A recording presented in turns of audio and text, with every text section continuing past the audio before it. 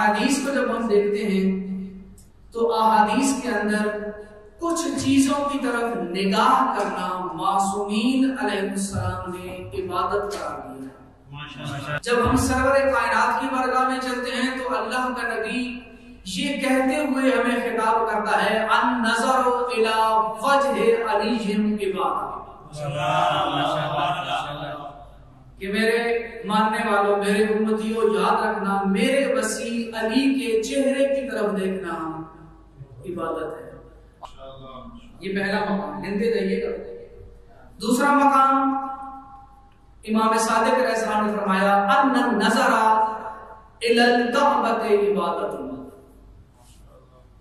جہاں علی کی ولادت ہوئی اس کعبے کو دیکھنا بھی عبادت ہے۔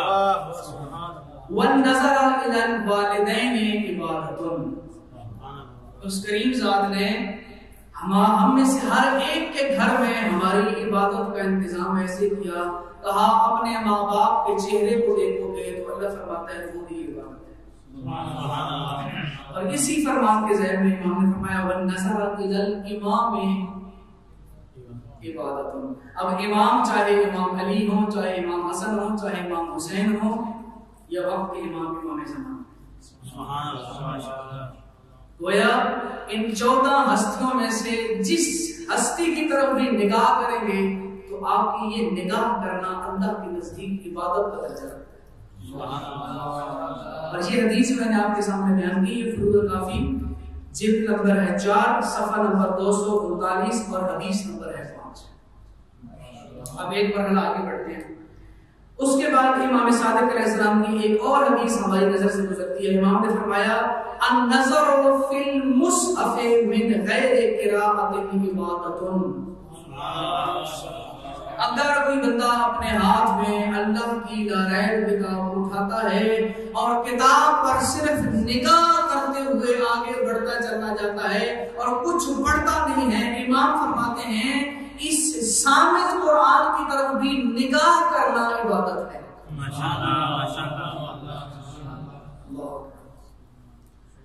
اور اس کے بعد جو مرحلہ آیا اسی حدیث کے اندر جہاں پر قرآن کی بات آئی، آگے بڑھ کر امام فرماتے ہیں والنظر الی وجہ العالم عبادت،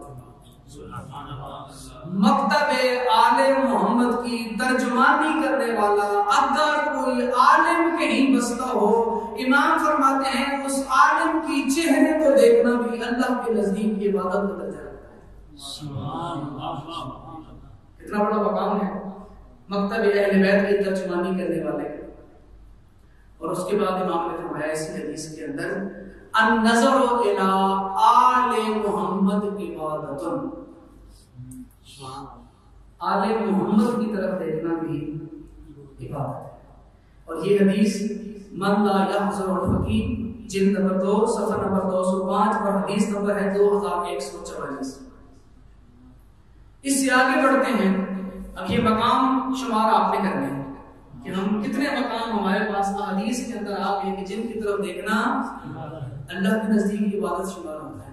ٹھیک، آپ دیکھتے جائیں، مولا علی کی طرف دیکھنا عبادت، کعبہ کی طرف دیکھنا عبادت، والدین کی طرف دیکھنا عبادت، اور قرآن مجید مصحف کی طرف دیکھنا عبادت، عالم کی طرف دیکھنا، آل محمد کی طرف دیکھنا۔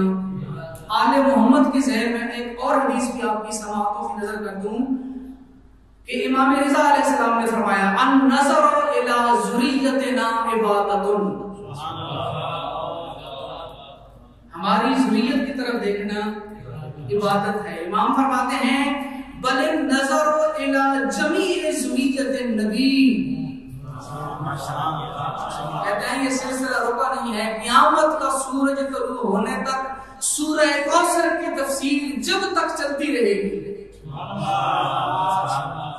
جتنے سادات آتے جائیں گے ہر سید کے چہرے کی طرف دیکھنا امام فرماتے ہیں عبادت ہے۔ اور اس سے آگے بڑھ کر امام نے ایک قید لگائی، امام نے فرمایا کہ بل نظر الی جمیع ذریت النبی عبادت ما لم یفارق منہاجہ ولم یتلبسوا بالمعاصی، وہ جب تک محمد کے بتائے ہوئے رستے سے جدائی اختیار نہ کریں اور اپنی زندگی کو گناہوں سے آلودہ نہ کریں، ان کی طرف دیکھنا عبادت ہے۔ حدیث معصوم، یہ چیزیں آپ کے سامنے بیان ہوئی، کہتے ہیں اس زمانے میں اللہ نے کتنی نعمتیں ہمیں دی ہیں، سادات کو دیکھنا عبادت،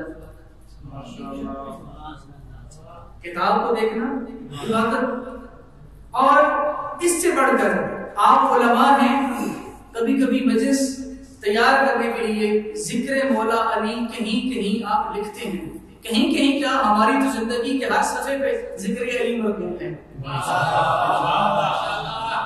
اسی لیے کہتے ہیں کہ جو آپ تحریر کرتے ہیں نا، اللہ اس کو بھی آپ کو اجر دیتا ہے۔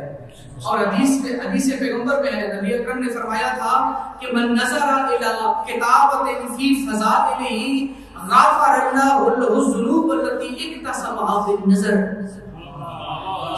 جس کتاب میں مولا علی کے فضائل لکھے ہوئے ہوں، اگر کوئی بندہ ان لکھے ہوئے فضائل کی طرف نگاہ کرتا ہے تو اللہ آنکھوں کے ان گناہوں کو معاف کرتا ہے جو انسان نے دیکھ کے کیے۔